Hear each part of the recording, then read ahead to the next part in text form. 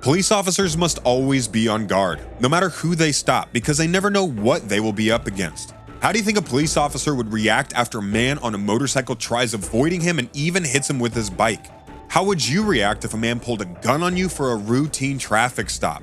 If you want to see how it all goes down, keep watching as we look at real cops handle real life situations.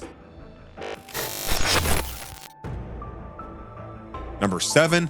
A Georgia driver told Duluth police officers he had been driving over 90 miles per hour so that his check engine light wouldn't come on since he was trying to pass emissions. Y'all seriously arresting me? Yes. You don't get to go 90 in a 45 mile per hour. Yeah, I was just trying to test the car for emissions. I was just trying to test the car for emissions. Despite his explanation, he was still arrested and charged with reckless driving. Sometimes, I can't get over the excuses people come up with after they are caught speeding.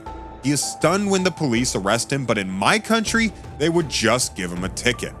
Number 6. In this video, K9 Corporal Calvin Batts attempted to conduct a traffic stop on a motorcycle because it did not have a license plate attached to it. The motorcyclist attempted to elude Corporal Batts, weaving in and out of traffic, and then by driving between lines of vehicles stopped at an intersection. To head off the motorcyclist, Corporal Batts went around the stopped vehicles and positioned his patrol vehicle in front of the motorcycle's path of travel. After Corporal Batts exited his vehicle, the man on the motorcycle accelerated around the patrol vehicle, striking Corporal Batts with his motorcycle. Get on the ground! All the way down the ground! Stay on the ground! Corporal Batts removed the man from his motorcycle and placed him in handcuffs. After he was handcuffed, the man stated that he fled from the traffic stop because his motorcycle did not have a license plate attached and admitted that he removed it to avoid paying tolls while driving to Lakeland, Florida. Lakeland, I didn't want to pay the tolls, so I took the tag off. Wow. You didn't want to pay the toll, so you took the tag off. Corporal Dustin French responded to assist and placed the man under arrest for fleeing to elude a law enforcement officer. The man was transported to the Marion County Jail. It's a bad idea to flee from law enforcement. It puts a lot of people at risk of being hurt or killed, and it makes a bad situation much, much worse. In this case, if the man had stopped for Corporal Batts, he would have been cited for a non-moving violation and been required to pay a $116 fine. Instead, he was arrested for a third-degree felony and, if convicted, faces up to 5 years in prison, a $5,000 fine, a mandatory driver's license suspension of 1 to 5 years, and a mandatory adjudication of guilt. Number 5. A white Chevrolet pickup fleeing a minor traffic crash ended up running a red light and slamming into a vehicle at an intersection. The suspect vehicle rolled over multiple times, hit a power pole, and came to rest. The suspect exited through the windshield and ran away but left his wallet and ID behind. With the assistance of Seminole County Sheriff's Office Alert 1 helicopter, patrol and K9 deputies located Jeffrey Hawley hiding under an above-ground pool deck about a block away. Crawl out towards me. Got him? Got him secure?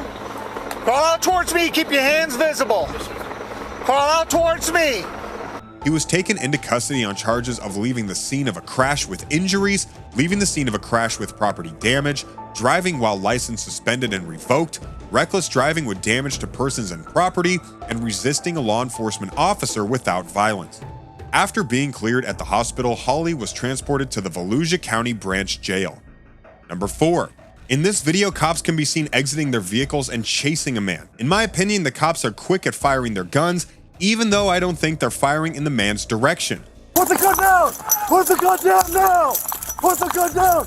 Put the gun down now! The man stops running and lies down on the ground, not resisting arrest. Once the officers have the man in custody, they handcuff him, and one of the officers confirms that the suspect was not hit, and neither were any of the officers. Perhaps the man had a gun, hence the reason for the cops firing their guns. The officers finally carry the suspect back to a police car, while some other officers inspect the area where the suspect was apprehended.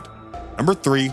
A 52-year-old fugitive with a long criminal history was apprehended after deputies discovered enough fentanyl to potentially kill over 100,000 people. Adrian Rivers, 52, was stopped by deputies during a traffic stop at an intersection in Palm Coast. While speaking with the driver, the deputy said he could smell marijuana inside the white Dodge Charger. Any crack, cocaine, hemp, LSD, marijuana in the car? Okay. Medical marijuana card? Either one of you? Okay. Rivers, who was a passenger in the car, told the deputy he had smoked marijuana about an hour before the stop, but that he had a medical marijuana card that allowed him to do so. His card was no longer active, according to a check. Deputies stated that they had probable cause to search the vehicle. During the search, a deputy discovered the drugs inside a gray backpack lying in the backseat area, along with business cards bearing Rivers' name. Notate is in this bag, there's a box with his name on these cards. So far, everything's been out of this bag, yes. During the investigation, deputies discovered Rivers was a fugitive with 2 active warrants in Volusia County for violation of probation for cocaine possession and an Orange County writ of bodily attachment. FCSO deputies seized 219 grams of fentanyl and 533 grams of marijuana from Rivers' backpack during a traffic stop for a headlight violation. Rivers' criminal history dates to 1988, with convictions for grand theft auto, forgery, selling cocaine, aggravated battery with a deadly weapon, burglary, and fleeing and eluding law enforcement. What an interesting fellow this Rivers sounds like. Number 2, a 42-year-old Palm Coast man named Jason Aaron Keel is facing 4 charges, including 3 felonies after he pointed a handgun at a sheriff's corporal who pulled him over for a traffic violation. No shots were fired and no injuries were reported during the incident, which began around 10:30 p.m. An FCSO corporal spotted Keel behind the wheel of a white Ford Fusion heading east. Okay, can you show me both of your hands then? Yes, sir. Okay, perfect. Thank you. Okay, yeah, I appreciate it. Okay. Can you stop reaching? When he pulled him over in a Bank of America parking lot. The corporal witnessed Keel drive into a crosswalk with a steady red light, prompting the traffic stop. Keel, who was the only person inside the Ford, pulled into the parking lot and told the corporal he had a gun when the corporal approached his vehicle. When the corporal told Keel to show his hands, he did so at first. Then he reached for a black handgun which was lying on the front passenger seat and pointed the barrel at the corporal. Okay, can you show me both of your hands then? Yes, sir. Okay, perfect. Thank you. Okay, yeah, I appreciate it. Okay. Can you stop reaching for it, bud? Whoa, dude! Sorry. Keel claimed he was just trying to hand over the gun. The corporal pulled out his own firearm, ordering Keel to put the gun down and exit the car. Keel complied and the corporal held him at gunpoint until additional deputies could respond to assist in the arrest. It was later determined that Keel's gun was loaded with a live round in the chamber. If not for the de-escalation and tactical training provided to deputies, this idiot would be dead.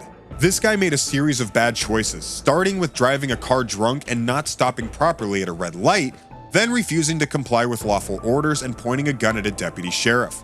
I'm grateful the corporal was not hurt, and this guy should be counting his lucky stars that he's in jail and not in the morgue. I understand where it was because you picked it up and pointed it at me. Yes, sir. Remember that part? Yes, sir. You're lucky I didn't shoot you. I know, but I didn't.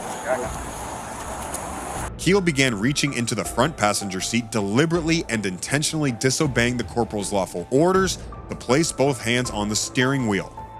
Keel refused to submit to field sobriety tests at the scene and refused a breathalyzer test at the jail.